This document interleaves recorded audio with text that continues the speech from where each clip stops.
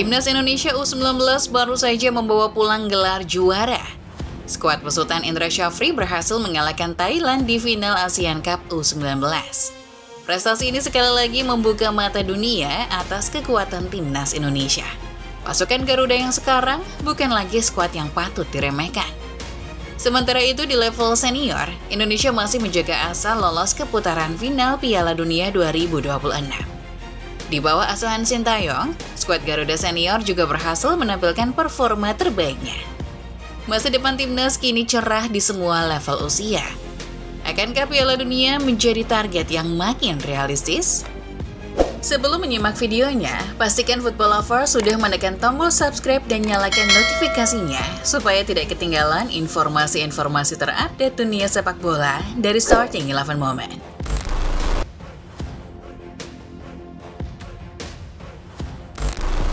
Indonesia memang bukanlah negara hebat dalam hal sepak bola di Asia Tenggara. Namun hampir selalu ada cerita manis kala membicarakan soal timnas junior Indonesia. Bagi Garuda Muda, prestasi bukanlah hal yang asing. Bibit-bibit muda Indonesia acap kali menjadi juara di berbagai turnamen kelompok umur. Di bawah besutan Indra Syafri, Indonesia teranyar meraih gelar juara di ASEAN Cup U19 yang digelar di Surabaya. Tercatat ini bukan kali pertama Coach Indra membawa Indonesia juara di turnamen tersebut. Sebelumnya Coach Indra juga pernah memenangkan ajang serupa yakni pada tahun 2013 silam. Mundur beberapa tahun ke belakang, Indonesia juga telah berhasil menoreh prestasi di level junior. Misalnya pada tahun 2018 dan 2022. Garuda Muda U16 kala itu berhasil meraih gelar juara ASEAN Cup U16 yang kala itu masih bernama Piala AFF U16.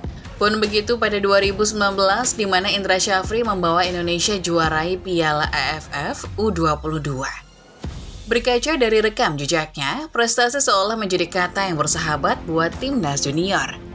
Pasukan Garuda Muda tampaknya selalu bersemangat dalam setiap penampilannya di ajang-ajang besar. Inilah yang pada akhirnya membuat mereka seringkali membawa pulang gelar juara dalam keikutsertaannya.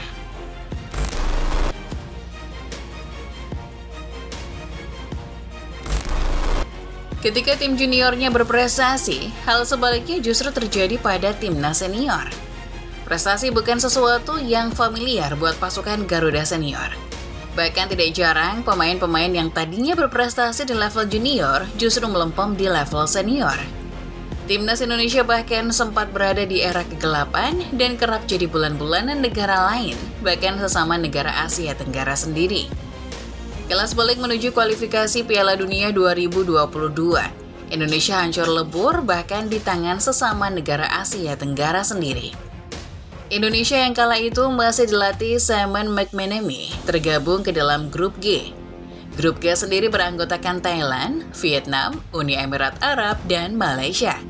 Simon McManamy yang kala itu menangani timnas senior tidak bisa berbuat banyak. Di bawah asuhannya, Indonesia selalu menelan kekalahan.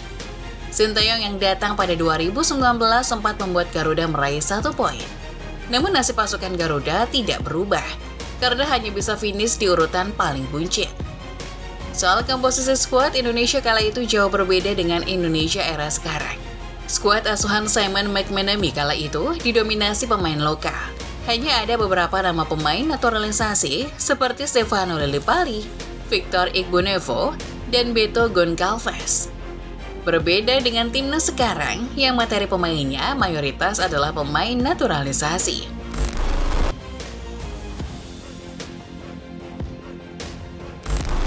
Era Simon McManamy yang acap kali disebut sebagai era kegelapan pada akhirnya selesai. Hadirnya Sintayong sebagai nahkoda anyar timnas Indonesia senior bagaikan oase di tengah Sahara. Bersamaan dengan perbaikan di tubuh PSSI, timnas Indonesia bertransformasi menjadi kekuatan baru di Asia Tenggara. Proyek naturalisasi menjadi proyek yang gencar dilakukan PSSI semenjak Sintayong duduk di kursi kepelatihan. Memasuki era Ketua Umum Erick Thohir, proyek ini makin digalakan. Hasilnya bukan main-main, Indonesia berubah menjadi sebuah kekuatan menakutkan meski materi pemain yang dimiliki memang berbau asing. Sebagai informasi, Indonesia tampil jauh lebih baik di babak kualifikasi Piala Dunia 2026. Setelah mencukur Brunei di putaran pertama, Indonesia makin menggila di putaran kedua. Indonesia yang menempati grup F bersama Irak, Vietnam, dan Filipina berhasil menuntaskan fase ini sebagai runner-up grup di bawah Irak. Armada Sintayong mencatat 3 kemenangan, 1 hasil seri, dan 2 kekalahan selama melakoni putaran kedua kualifikasi Piala Dunia 2026 zona Asia. Indonesia bahkan tidak lagi menjadi bulan-bulanan negara tetangga. Level Indonesia praktis naik, tidak lagi menjadi kekuatan menakutkan Asia Tenggara, tetapi kekuatan menakutkan Asia.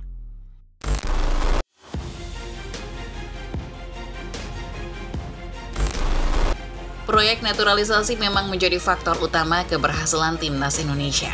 Namun tanpa seorang pelatih yang berkualitas, naturalisasi sebagus apapun tidak akan berhasil. Jadi rasanya sah mengatakan kalau Sintayong adalah sosok pembeda yang membuat Indonesia berjaya di era sekarang.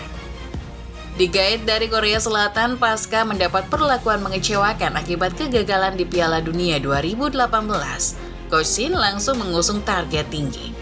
Senada dengan itu, PSSI memberi kepercayaan penuh kepada sang pelatih. Ketum PSSI saat itu, Iwan Bule, memberikan kontrak 4 tahun karena ingin menjadikan proyek bersama Coach Shin sebagai proyek jangka panjang.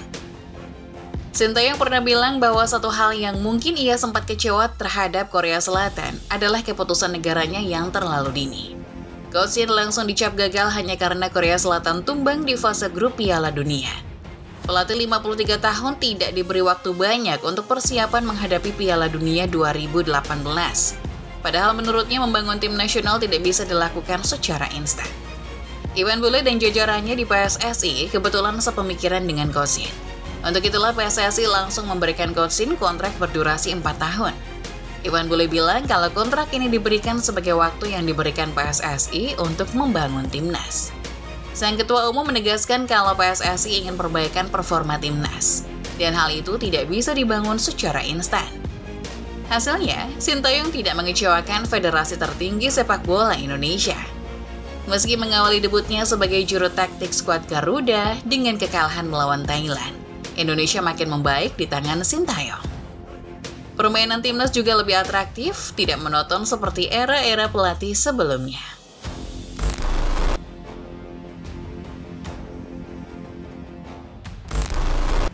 Di era sepak bola modern, hasil akhir seakan menjadi segalanya. Sebagus apapun permainan yang ditampilkan sebuah tim, penilaian terhadap tim tersebut selalu soal hasil akhir. Bagi sang pelatih, hasil akhir mungkin menjadi sesuatu yang paling penting. Ketika Coach Indra dipercaya menukangi timnas level junior pada tahun 2023, tidak sedikit pihak yang meragukan kapasitas sang pelatih. Keraguan ini muncul bukannya tanpa alasan. Coach Indra dinilai sebagai pelatih yang minim taktik serta kerap melakukan blunder soal pemilihan skuad. Apa mau dikata, kritik kepada Coach Indra makin menjadi ketika melihat penampilan Indonesia di Thailand Cup 2024. Permainan Indonesia yang buruk membuat Indonesia terjerembab di klasemen paling buncit. Lagi-lagi kapasitas Indra Syafri kembali dipertanyakan jelang persiapan timnya menuju ASEAN Cup U19. Kritik boleh menghujam dari segala penjuru, tapi Coach Indra bergeming dan fokus menatap ASEAN Cup U19 dengan percaya diri.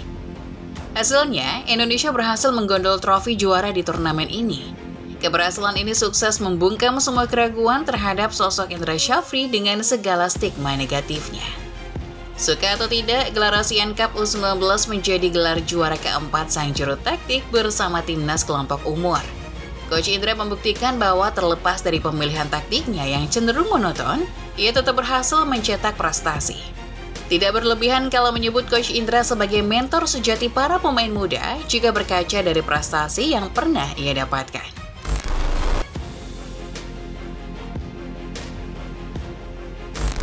Tidak ada kemajuan sepak bola suatu negara apabila federasi sepak bola di negara tersebut bobrok.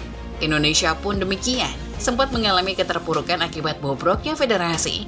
Indonesia perlahan mulai bangkit.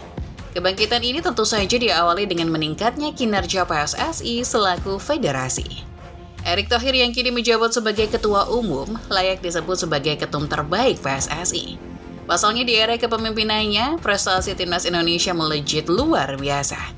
Satu kunci utama yang membuat PSSI era Erik berada di era keemasan adalah kepercayaan federasi terhadap pelatih-pelatih timnas. Sudah menjadi rahasia umum kalau Erick Thohir banyak memanjakan pelatih-pelatih timnas, mulai dari Sintayong hingga Indra Syafri. Salah satu proyek yang jadi andalan PSSI Erick Thohir adalah proyek naturalisasi. Coach Shin dan Coach Indra diberi kebebasan untuk memilih pemain keturunan, bisa didapatkan dengan pengembangan bakat-bakat di dalamnya sejak dini. Menurut Erick, semua program pengembangan usia dini harus direncanakan matang-matang, tidak dadakan seperti era-era sebelumnya. Seperti era-era terdahulu, timnas junior saat ini menunjukkan progres luar biasa. Mulai dari kelompok U16 sampai U23, semuanya tampil luar biasa. Erick Thohir berjanji akan menjaga performa para pemain sampai ke tingkat senior. Sang ketua umum mengaku akan all out dalam membangun sepak bola Indonesia. Karena baginya, sepak bola yang bagus dibangun dengan totalitas dan tidak malas-malasan.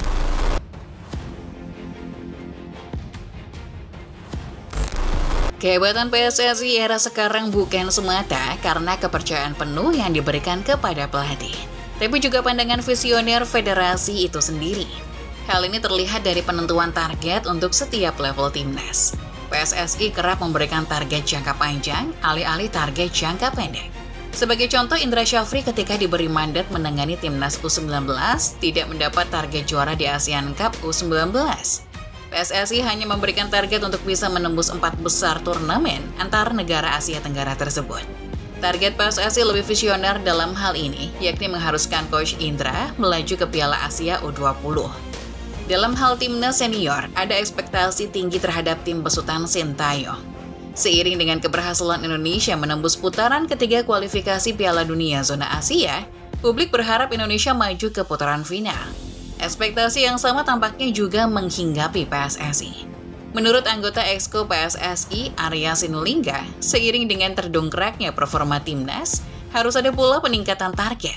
Impian masuk ke Piala Dunia jelas menjadi impian setiap negara.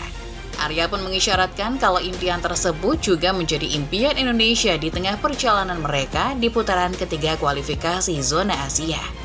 Namun lagi-lagi seperti yang dikatakan Erick Thohir, PSSI tidak mau tergesa-gesa. Untuk itulah menurut Arya Sinulinga, target untuk timnas selanjutnya adalah penembus 100 besar dunia. Target itu terdengar lebih realistis dibanding masuk Piala Dunia, karena secara tidak langsung, jika timnas berhasil masuk Piala Dunia, maka target 100 besar pasti otomatis tercapai. Melihat prestasi timnas di berbagai level usia, tidak terlebih kalau Indonesia saat ini punya generasi-generasi emas, masa depan cerah menanti skuad Garuda di masa depan. Jika sedekade lalu target main di Piala Dunia terasa seperti mimpi di siang bolong, sekarang target tersebut terasa realistis dan bukan angin semata.